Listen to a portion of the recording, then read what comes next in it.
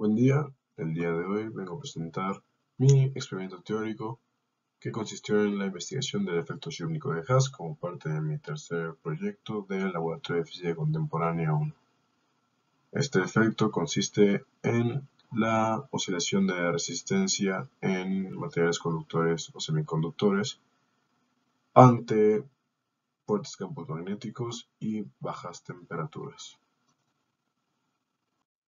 Como objetivos del experimento que descubrió este efecto fue observar el comportamiento de la resistencia en cristales de bismuto a bajas temperaturas inmersos en fuertes campos magnéticos para comprobar lo que se había estudiado previamente en policristales. En este caso se utilizaron monocristales de bismuto.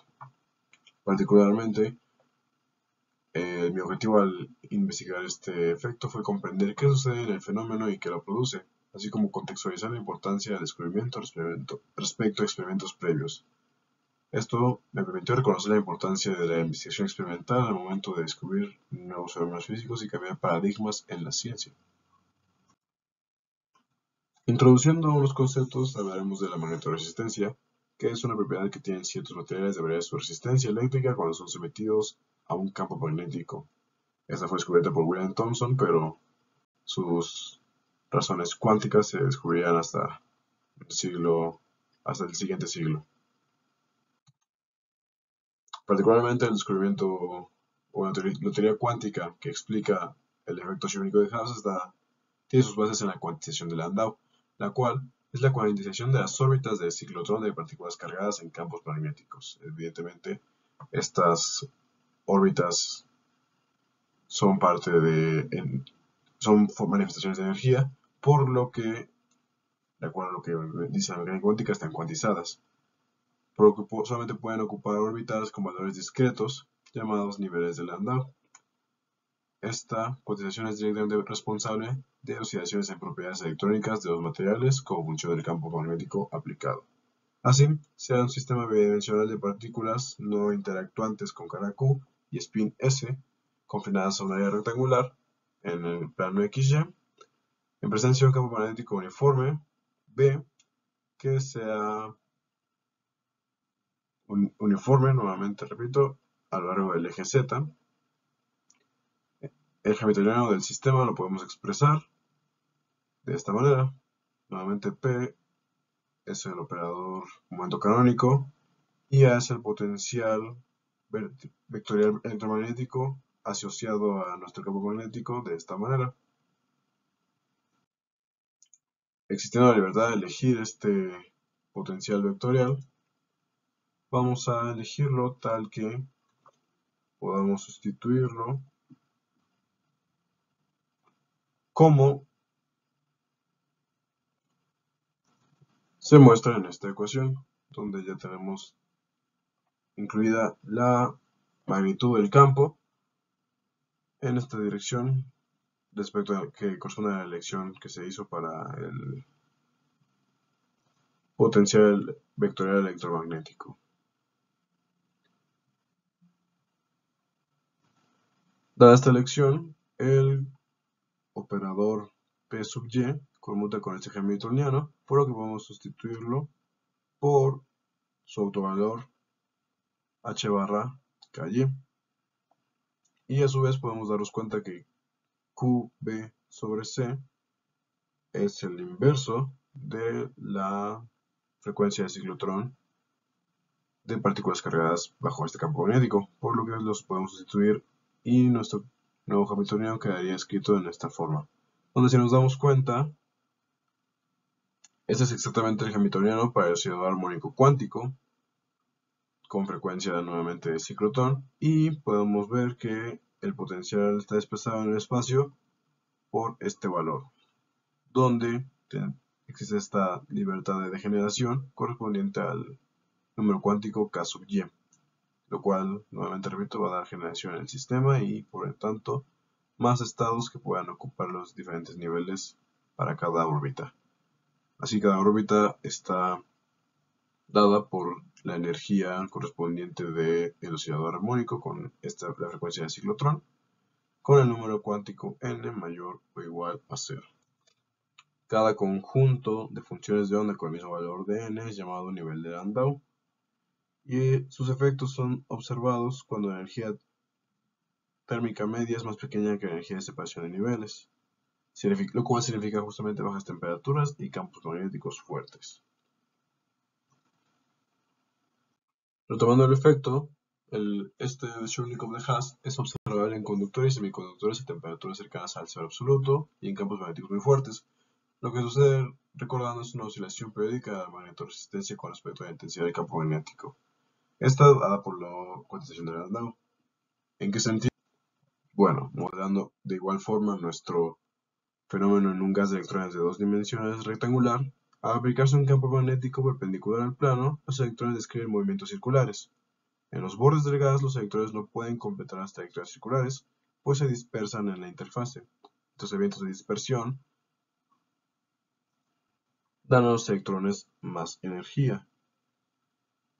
Este campo a su vez fuerza a los electrones a moverse a lo largo del borde de tal forma que la corriente fluye con aparente resistividad nula en esta región. Los elevadores de energía del movimiento circular son los mismos que los de oscilador armónico con frecuencia de ciclotrón. De esta forma, el campo magnético causa una cuantización adicional de las bandas de energía. Estas bandas conforman lo que recordamos como los niveles de Landau, cuya separación crece cuando se incrementa la intensidad del campo magnético, recordando que es proporcional justamente a la frecuencia del ciclotrón. Así entonces, si el nivel de Landau más grande está muy lejos de la energía de Fermi, no hay estados disponibles para su dispersión, por lo que no hay conductividad aparente en los bordes del material. Pero, al aumentar el campo magnético, el nivel de Landau más alto se acerca a la energía de Fermi, como se observa en esta imagen, y al superar por los bordes a este nivel, pasa a la banda de conducción, generando esta conductividad aparentemente de resistencia cero. Así tenemos estas oscilaciones entre no dispersión y sí dispersión, lo cual nos va a dar justamente una oscilación en la resistencia que en este caso se mide en la misma cara del material.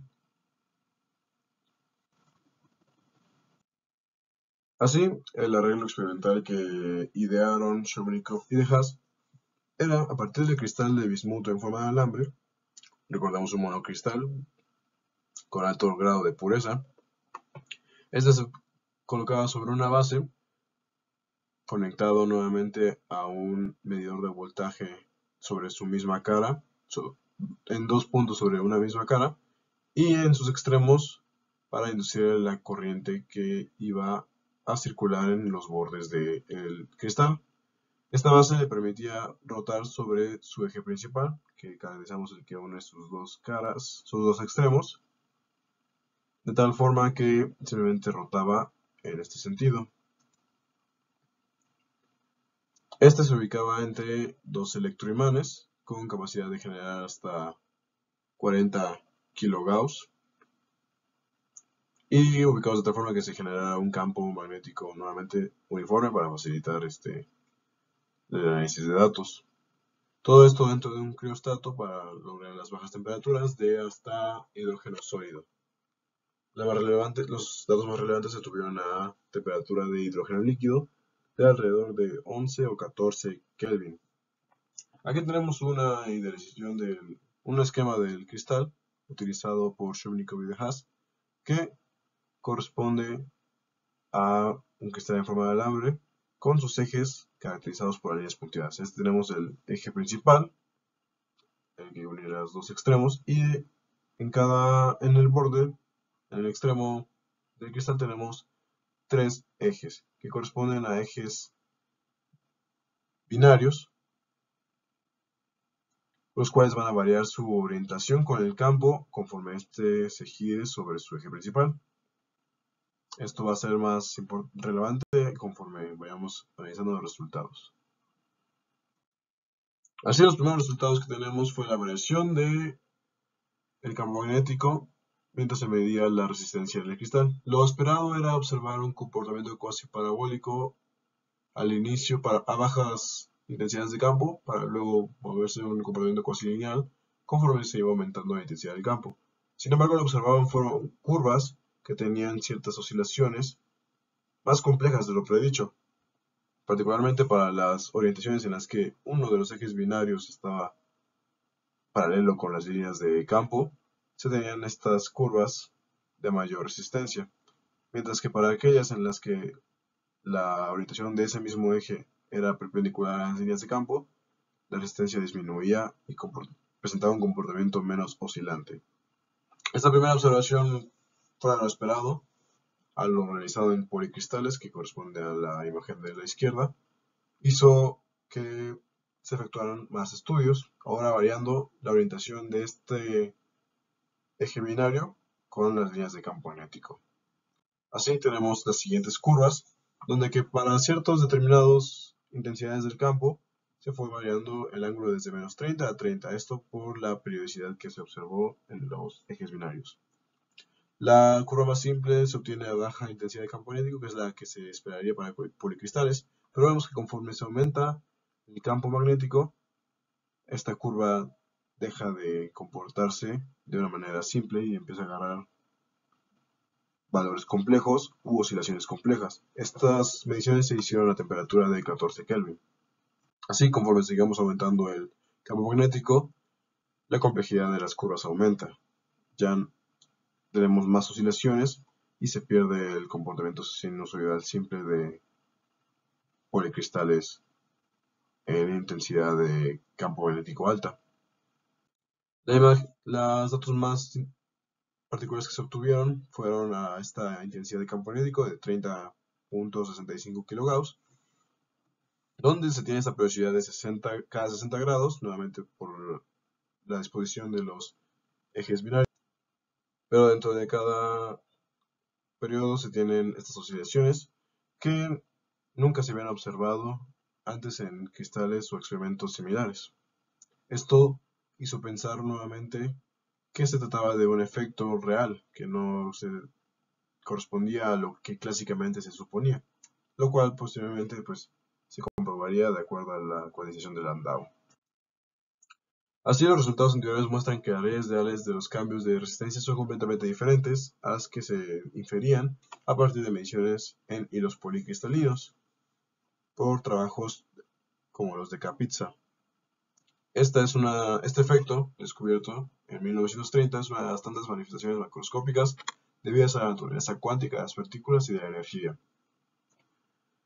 Haber realizado esta investigación me permite apreciar la meticulosidad con la que se manejan estos cambios en el paradigma de la ciencia, pues desde la obtención de los datos hasta su análisis se aprecia un proceso de descubrimiento y ampliación de las fronteras que en aquel entonces se entendían para la mecánica cuántica. Así presento mis referencias, donde destaco los artículos del 2 al 5, que corresponden a los artículos originales publicados en 1930 por parte de la Academia Real de Artes y Ciencia de los Países Bajos. Muchas gracias.